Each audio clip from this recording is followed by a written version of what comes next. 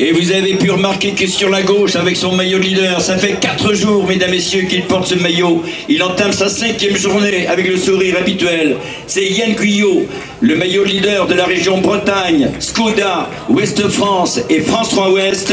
On applaudit donc celui qui a remporté la première étape, Yann Guyot, vainqueur de Manche Atlantique, de Bordeaux-Saint, du Grand Prix de Plouay, également de la Tour-Angèle. À ses côtés, Benoît Skinner, c'est la centrale de l'information au cœur de l'équipe. Ancien vainqueur du championnat d'Europe, vainqueur d'étape à la Mayenne et vainqueur à Plouay et à Blangy. Yann Barbas, très dormant le Pyrénéen, vainqueur du Tour du Pays Savoie, 4e sur le Tour de Navarre. Mathieu Téchen, le soldat, 2 fois 3e sur Paris 3, vainqueur de la Ronde du Canigou.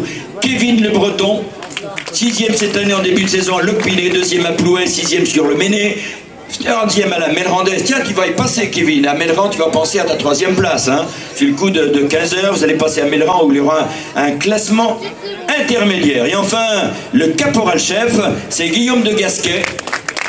C'est un Niçois. Il a l'accent d'ailleurs. Quand on l'interview, eh bien, on sent que l'ancien Grand Prix de Nice, il y a la voix.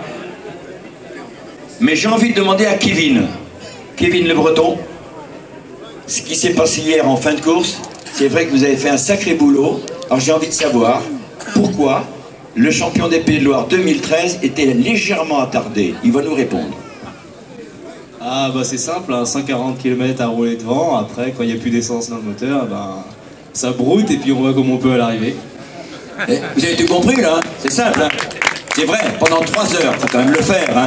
Ils protégeaient leur leader. Et on a mis au maximum, il fallait répondre aux attaques, il fallait gérer les équipes. Très bonne.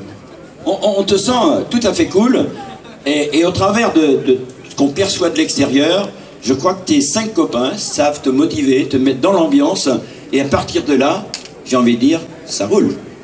Ouais, on prend les étapes au jour le jour, ils essayent de bien m'épauler tout au long de la journée, et moi je me dois sur le final d'être présent et de garder mon maillot jusqu'au bout. Donc, ils ont confiance en moi, j'ai entièrement confiance en eux, donc on va l'amener le plus loin possible.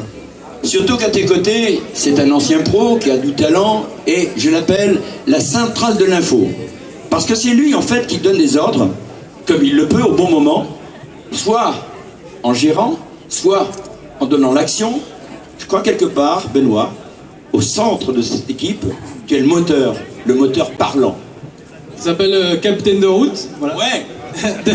de par mon expérience et ma science de la course, j'essaie de tirer le profit de chacun de mes coureurs, que ce soit pour gagner ou pour défendre le maillot comme ce Tour de Bretagne, et pour le moment on s'en sort très bien et pourvu que ça dure.